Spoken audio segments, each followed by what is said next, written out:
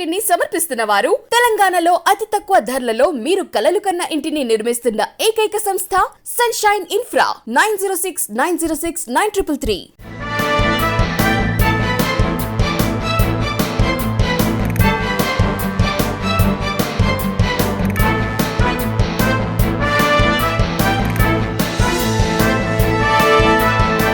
Welcome to V3 news. లక్ష్యం సమాజ హితం. నేను ఎమ్మెల్యే బులెటిన్ల ముందుగా హెడ్లైన్స్ చూద్దాం. విశాఖ ఉక్కు ప్రైవేటీకరణపై ఆగ్రహం. వైజాగ్లో విద్యార్థుల మహాప్రదర్శన.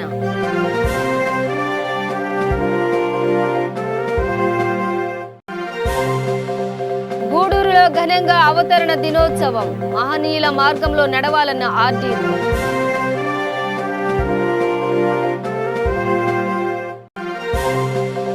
సేవ్ తాండూర్ పేరిట ఉద్యమించిన యువత. దుమ్ము ధూళి నుంచి పట్టణవాసులను కాపాడాలని వినతి.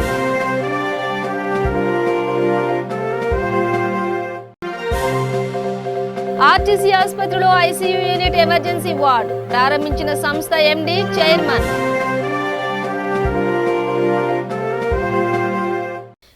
డీటెయిల్స్ చూస్తే విశాఖ ఉక్కు కర్మాగార సాధనలో అమరులను స్మరిస్తూ విద్యార్థులు, యువకులు వైజాగ్లో మహాప్రదర్శన నిర్వహించారు. ఈ ప్రదర్శన ఏవిఎన్ కళాశాల నుంచి ప్రారంభమై పాత పోస్టాఫీస్ సభా ప్రాంగణం వరకు సాగింది. ప్రైవేటీకరణను అడ్డుకుని ఉక్కు కర్మాగారాన్ని రక్షించుకోవాలంటూ నినదించారు. ప్రభుత్వ రంగ సంస్థల ప్రైవేటీకరణకు కేంద్రం కుటిల యత్నాలు చేస్తోందని ఆరోపించారు. స్టీల్ ప్లాంట్పై వేలాది మంది కార్మికులు జీవిస్తున్నారని, కేంద్ర ప్రభుత్వం తన నిర్ణయాన్ని వెనక్కి తీసుకోవాలని వారు డిమాండ్ చేశారు.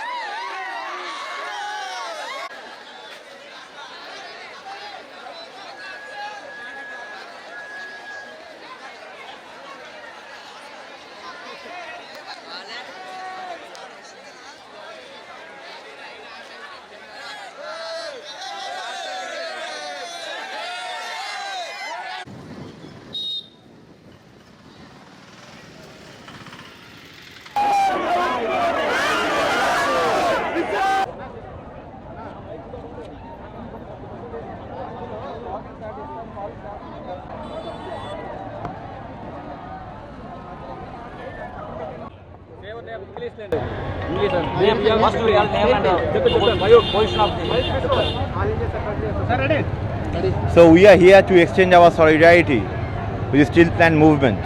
The central government, this BJP government in our country, they are trying to destroy the public properties, public sectors. They are trying to sell everything from airport to port, and now they are trying to sell this Visakhapatnam steel plant. This is what we can say. This is a lifeline of this Visakhapatnam city. This is a proud for as a symbol of pride for our country also. Numerous people, thousands of people are dependent on this plant. But it is very unfortunate the way they are trying to dismantle this plant. They are trying to destroy this public sector, and that is why we are protesting against such activities of Modi government. Why we are extending solidarity from the students, because we the students who sacrificed for this plant, to build this plant. 32 people sacrificed their life. Among them 9 were the students. And here also these are responsibility for us when they are trying to destroy our education sector. So we believe our battle is not different. The battle of the peasants who are fighting in near the Delhi border, the workers, the students, all of it is a fight. It is a battle for all of us, because the central government raised a war against the people of our country, and that is why we took this challenge. We are here to extend solidarity with the workers. We are extending solidarity with the Visakhapatnam. We are here for the students of Visakhapatnam. That is why we are protesting against such activities of the central Modi government. So from All India Students Federation, and in this students rally in which all the left student organizations have joined hands, this is where స్వర్గీయ పొట్టి శ్రీరాములు ప్రాణత్యాగం వల్లనే తెలుగు మాట్లాడే వారికి ప్రత్యేక రాష్ట్రం ఆవిర్భవించిందని Gudur RDO Muralikrishna పేర్కొన్నారు. రాష్ట్ర అవతరణ దినోత్సవం సందర్భంగా సబ్ కలెక్టర్ కార్యాలయంలో శ్రీరాములు చిత్రపటానికి పూలమాలలు వేసి నివాళులర్పించారు. పొట్టి శ్రీరాములు వంటి మహనీయులు అడుగుజాడల్లో నడవాలని యువతకు సూచించారు. కార్యక్రమంలో అధికారులు, సిబ్బంది పాల్గొన్నారు.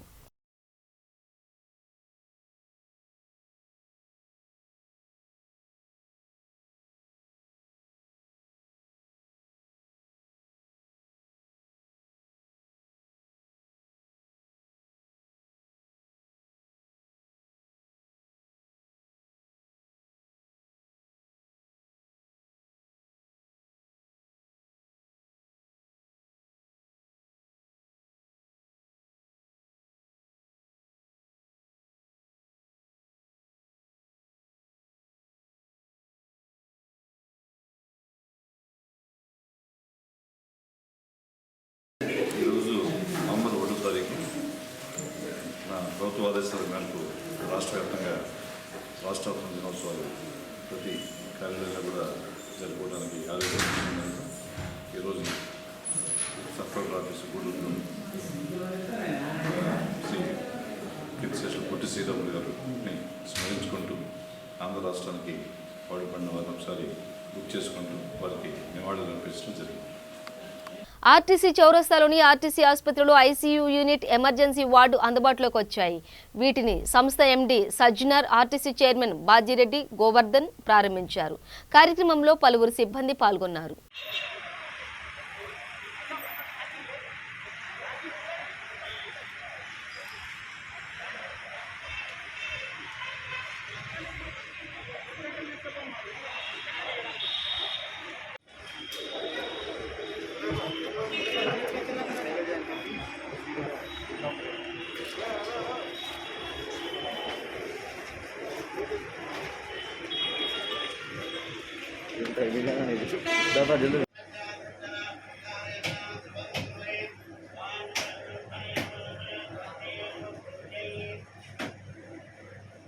ఇక్కడ ఈ ఒక హాస్పిటల్ని ఒక కార్పొరేట్ స్థాయి హాస్పిటల్గా, ఒక సూపర్ స్పెషాలిటీ హాస్పిటల్గా తయారు చేయడానికి ఒక మంచి అవకాశం ఉందని చెప్పి ఆ రోజే నిర్ధారణ చేయడం జరిగింది.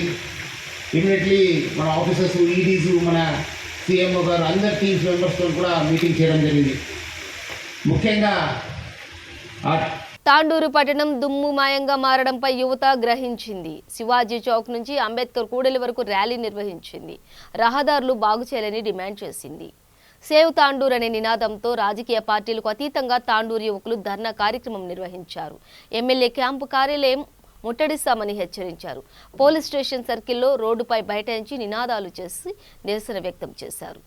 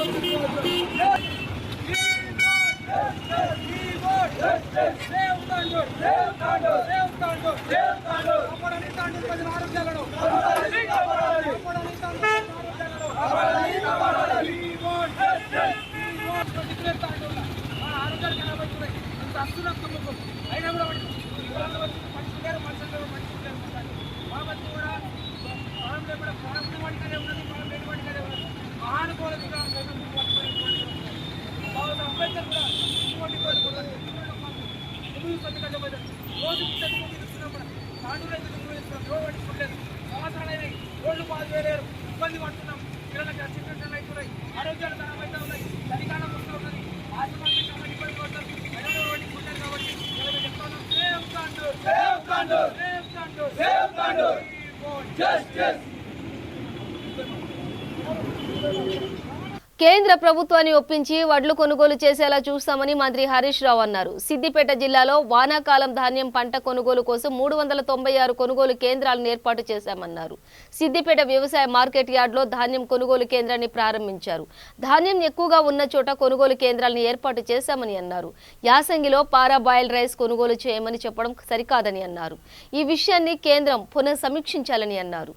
సిద్దిపేట మార్కెట్ యార్డ్లో ఈరోజు మార్కెటింగ్ శాఖ తరఫున వడ్ల కొనుగోలు కేంద్రాన్ని ప్రారంభించడం జరిగింది. వరి మద్దతు ధర 1960 రూపాయలుగా ఇవాళ ప్రభుత్వం నిర్ణయించింది. దానికి అనుగుణంగా జిల్లాలో 396 వడ్ల కొనుగోలు కేంద్రాలు ప్రారంభించాలని చెప్పి నిర్ణయించడం జరిగింది. ఈ 396 వడ్ల కొనుగోలు కేంద్రాల్లో ఇప్పటికే 265 కొనుగోలు కేంద్రాలు ప్రారంభించాం. వచ్చే 2-3 రోజుల్లో అన్ని కొనుగోలు కేంద్రాలని కూడా ప్రారంభించడం జరుగుతుంది. ఈ వడ్ల కొనుగోలు ఇటు మార్కెటింగ్ శాఖ, ఐకేపీ, పిఏసిఎస్, ప్యాక్ సొసైటీల ద్వారా అంటే 3 రకాలుగా ఈ కొనుగోలు కేంద్రాలు ప్రారంభించడం జరుగుతూ ఉంది. మరి ఎక్కడెక్కడ పంట ఎక్కువ ఉంటే అన్ని గ్రామాల్లో కూడా రైతులకు ఇబ్బంది లేకుండా ఈ కొనుగోలు కేంద్రాలని ప్రారంభించడం జరిగింది. ముఖ్యంగా ఇప్పటికే మిల్లర్లు అందరితో కూడా సమావేశాలు పెట్టి ఎక్కడ కూడా రైతాంగానికి ఇబ్బంది లేకుండా ప్రభుత్వం అన్ని చర్యలు కూడా తీసుకుంటా ఉంది. లారీ ట్రాన్స్పోర్ట్తో కానీ ఇటు మిల్లర్స్తో కానీ అటు గోడౌన్స్తో కానీ అన్నీ కూడా టైప్ చేసేటువంటి మరి ప్రక్రియలో జిల్లా కలెక్టర్ గారు, జిల్లా యంత్రాంగం అంతా కూడా మరి జాగ్రత్తగా చేయడం జరుగుతూ ఉంది. సిద్దిపేట జిల్లాలో ఈ సంవత్సరం వరి సాగు 3,03,000 ఎకరాల వరి సాగు ఈ సంవత్సరం జిల్లాలో జరుగుతూ ఉంది. గతంలో మనం చూస్తే 60-70 వేల ఎకరాలు మాత్రమే వరి సాగు ఉండేది. కానీ ఈరోజు 3 లక్షల ఎకరాలకు వరి సాగు జరిగిందంటే కాళేశ్వరం ప్రాజెక్టు నీళ్లు రావడం వల్ల మరి 2 అంతలు 3 అంతల వరి సాగు ఈరోజు జిల్లాలో పెరిగింది. పోయిన వానకాలంలో 2,24,000 ఎకరాల్లో వరి సాగు ఉంటే మరి ఈ సంవత్సరం 3,03,000 ఎకరాల్లో వరి సాగు జరుగుతూ ఉంది. ఈసారి పంట దిగుబడి కూడా చాలా ఎక్కువ ఉంటుందని చెప్పి వ్యవసాయ శాఖ అంచనా ఇచ్చారు. ఎంత పంట వచ్చినా రైతులకు ఇబ్బంది లేకుండా ప్రభుత్వం కొనుగోలు చేయడానికి పూర్తి స్థాయిలో ప్రయత్నం చేయడం జరుగుతూ ఉంది. ఎంత పంట వచ్చిందంటే దీనికి 24 గంటల ఉచిత కరెంటు కావచ్చు, కాళేశ్వరం ప్రాజెక్టు నీళ్లు కావచ్చు, రైతు బంధు పథకం కానీ సకాలంలో ఎరువులు విత్తనాలు అందించడం వల్ల ఇవాళ పంట దిగుబడి బాగా పెరిగి రైతాంగం మంచి పంటను ఈరోజు పొందుతూ ఉన్నారు. దీనికి అంతటికి కూడా గౌరవ ముఖ్యమంత్రి కేసీఆర్ గారి కృషి, టీఆర్ఎస్ ప్రభుత్వ కృషి వల్ల మరి ఈ 6-7 సంవత్సరాల్లో రైతుల పరిస్థితుల్లో చాలా మార్పు కూడా రావడం జరుగుతూ ఉంది. కేంద్ర ప్రభుత్వం నుంచి రావాల్సినంత సహకారం వస్తలేదు. ఎఫ్సిఐ ఎప్పటికప్పుడు వడ్లు తీసుకోవట్లేదు. ఎఫ్సిఐ వాళ్ళు చాలా ఇబ్బందులు పెడతా ఉన్నారు. కేంద్ర ప్రభుత్వం నుంచి ఇవాళ రకరకాల ఇబ్బందులు పెడతా ఉన్నారు. ఒకవైపు కేంద్ర ప్రభుత్వం ఏమంటుందంటే యాసంగిలో మేము వడ్లు తీసుకోమంటున్నది. ఎందుకు తీసుకోమంటున్నారు? మాకు బాయిల్ రైస్ అవసరం లేదు. చార్మినార్లోని భాగ్యలక్ష్మి ఆలయాన్ని హర్యానా గవర్నర్ బండారు దత్తాత్రేయ సందర్శించారు. దీపావళి సందర్భంగా ఈ ఆలయంలో ప్రత్యేక పూజలు నిర్వహించారు.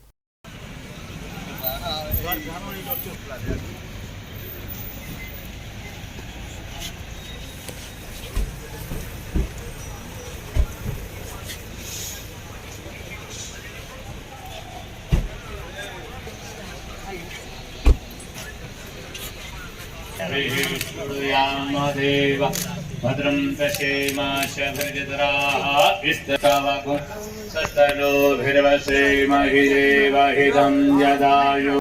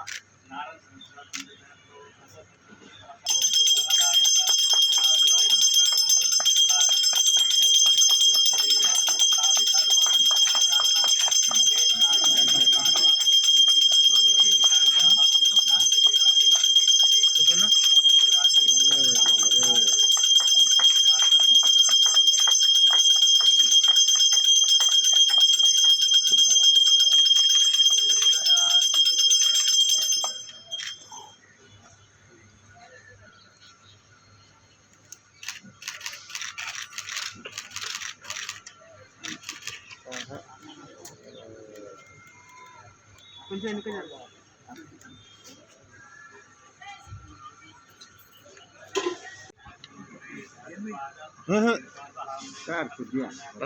ముందుకు రా.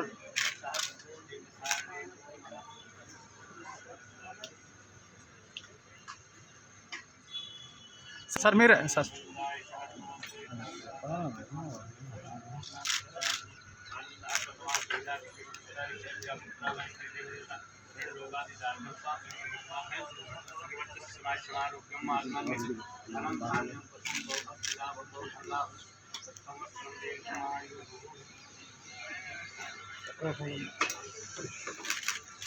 సంగారెడ్డి జిల్లా జోగిపేటలో వారం రోజులుగా కోవిడ్ వ్యాక్సినేషన్ డ్రైవ్ కొనసాగుతోంది. ఈ నేపథ్యంలో అక్కడికి వచ్చిన ఓ మహిళకు ఫోటోల పిచ్చిలో మునిగిపోయిన అధికారులు 2 సార్లు వ్యాక్సిన్ ఇచ్చారు.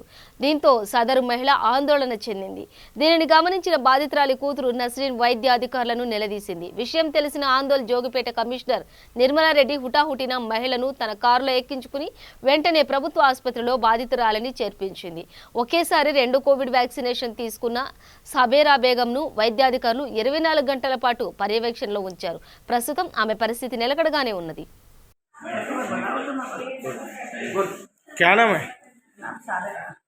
क्या हुआ कल? सबको जमा कर को शरदे लगे मैं भी ले ली लेने के बाद क्या करेंगे फोटो दिखा लम्हा वो गिरा पंचायत तो मैंने फोटो दिला बैठी कुर्सी को उन्हें जल्दी फोटो कर देंगे वो समझ को गच बनना उसको नाम मांगो कर तो मैंने बोली कुछ नहीं बोली वो सुई लगाई देगी पूरा पिटा बस मम्मा इच्छिन కదా అంటే యాద్ మర్చిన నేను याद मर्చిన మా सबके समझ गए रात को राम बाबू सब जन को फोन करके पूछ ली ओके बेटा नहीं था कितने बजे दिया? कल 2 बजे दिया आज आप क्या बोलती है साइन करो मगर काफी बहुत अब साइन कैसे करूँगा ये सब दर्द दे रही मुझे ये दर्द दे रही छाती वजन है मुझे जब जाकर मैं घरी में जाकर अंदर को पड़ा मैं एक बच्चा तो लाचार है घर में क्या होती खींचना दे रही वो दे रही लेना करना करता मैं सामने का यूँ 10 नहीं दिलाई ये डबल देखो मेरे परेशान कर दिया। कितने बजे हुआ अम्मा? खाली दी है कितने बजे? खाली दी कितने बजे? 2 बजे। कैसा है अब आपका हेल्थ? है जरा वजन हो रहा जिसम पूरा ये वजन हो रहा गर्दन टाइट हो रही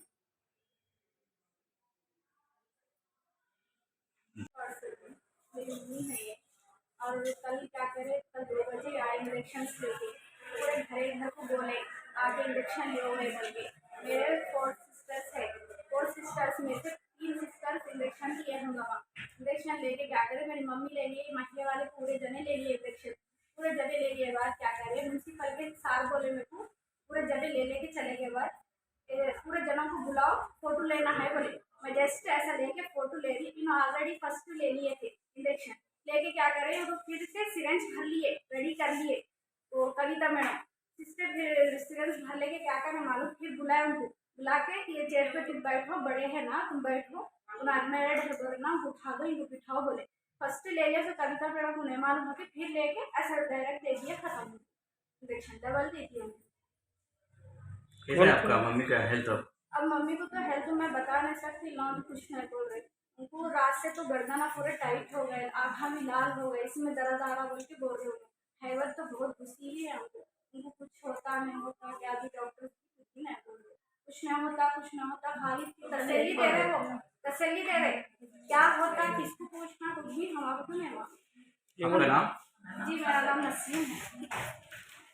डॉक्टर के मतलब హైదర్ నగర్ సీతారామచంద్ర స్వామి ఆలయంలో దొంగలు చోరీకి పాల్పడ్డారు.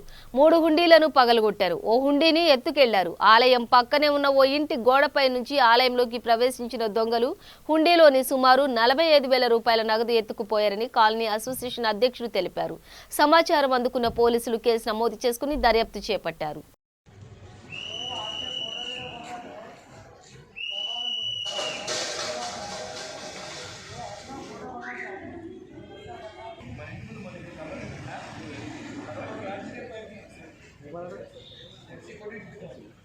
ఎంత పోయిండు సనా అన్న మన ఏడు ఉందా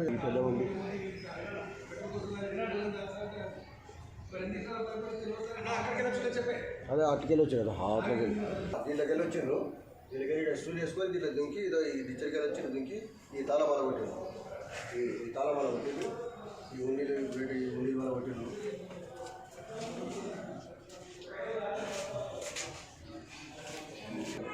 అంత లాగ్ రానట్టు ఉంది. చాలా ఒక ఉండి ఎత్తుకుపోయారు. ఈరోజు నిన్న రాత్రి రామాలయం టెంపుల్లో రాత్రి సుమారు 2:30 అట్లా కావచ్చు. ఎందుకంటే ఇంత అక్కడ పక్కకు పాలు వ్యాన్లు వస్తాయంట. సో కొంచెం వాళ్ళు ఎప్పుడు చెప్తుంటారు, రాత్రి కూడా పాలు వ్యాన్ రాలేదు అని చెప్పారు, 2:30 అని చెప్పారు. ఈ మన రామాలయం టెంపుల్లో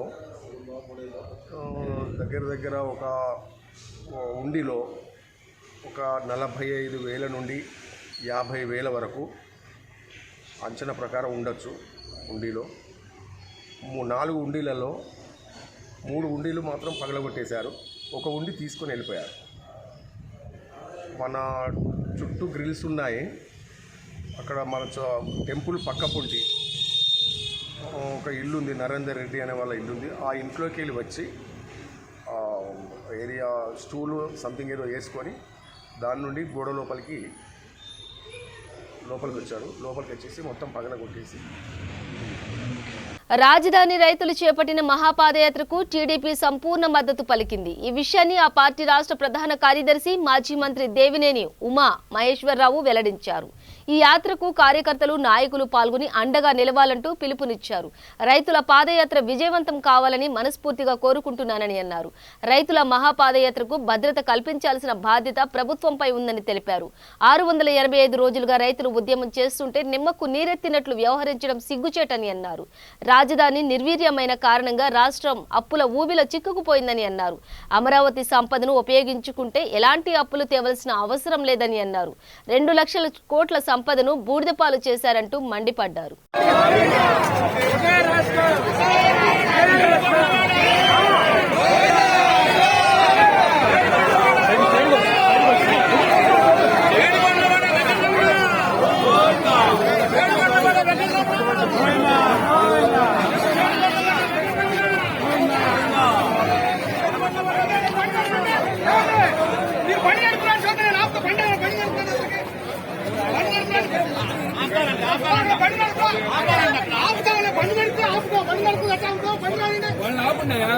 నేను ఆపాలంటే బండి నడుతాడు తప్పకుండా పక్కన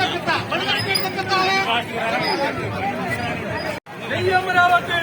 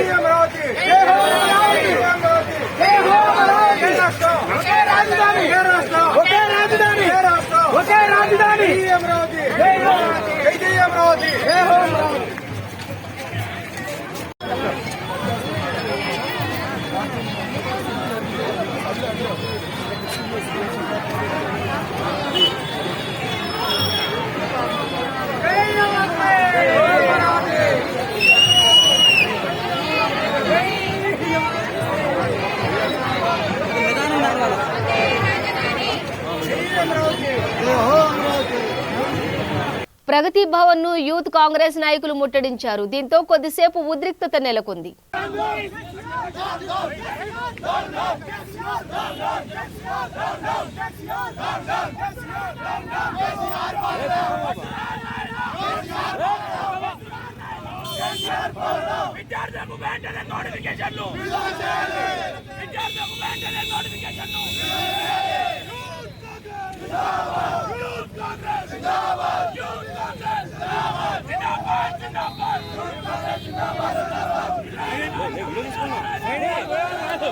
మీడియా అరే మీరు కట్ట చేసుకోండి సార్, నేను మీడియాని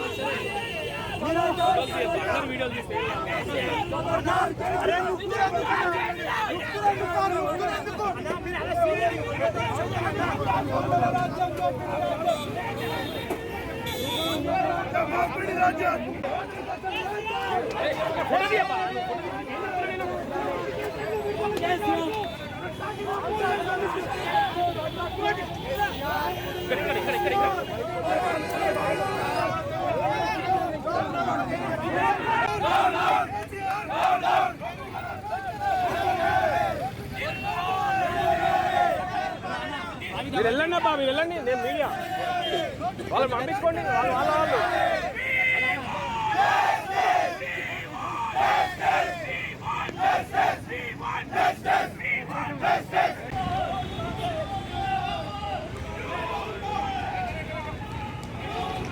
అన్నా అన్నా అన్నా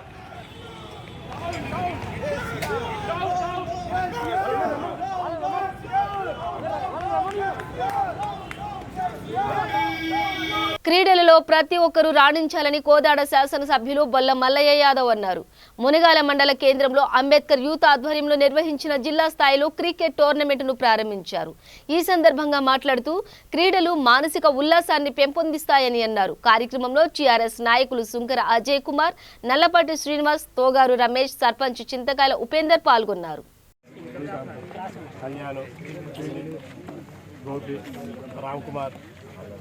నరేందర్ ఎస్ రాజు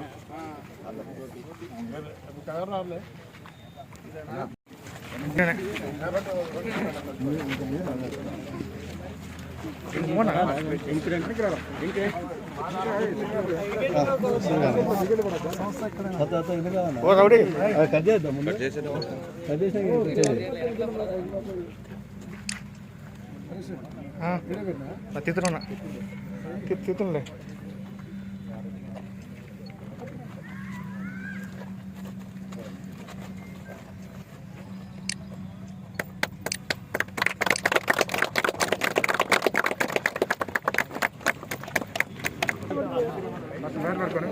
పట్టుకోండి సార్.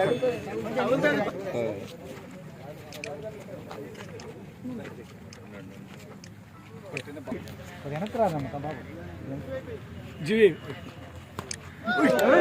మీరేంటి తెలంగాణలో జానీ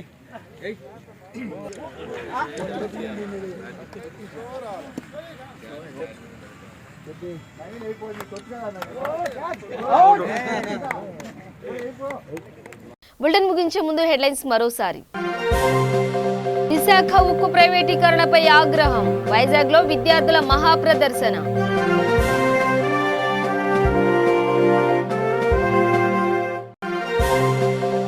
గూడూరులో ఘనంగా అవతరణ దినోత్సవం, మహనీయుల మార్గంలో నడవాలన్న ఆర్డీఓ.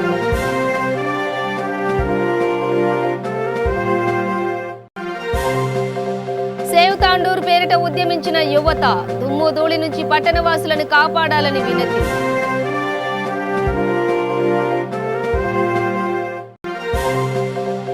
ఆర్టీసీ ఆసుపత్రిలో ఐసీయూ యూనిట్ ఎమర్జెన్సీ వార్డ్ ప్రారంభించిన సంస్థ ఎండీ, చైర్మన్. ఇవి బులెటిన్ విశేషాలు. మరింత సమాచారం కోసం చూస్తూనే ఉండండి V3 న్యూస్, లక్ష్యం సమాజహితం.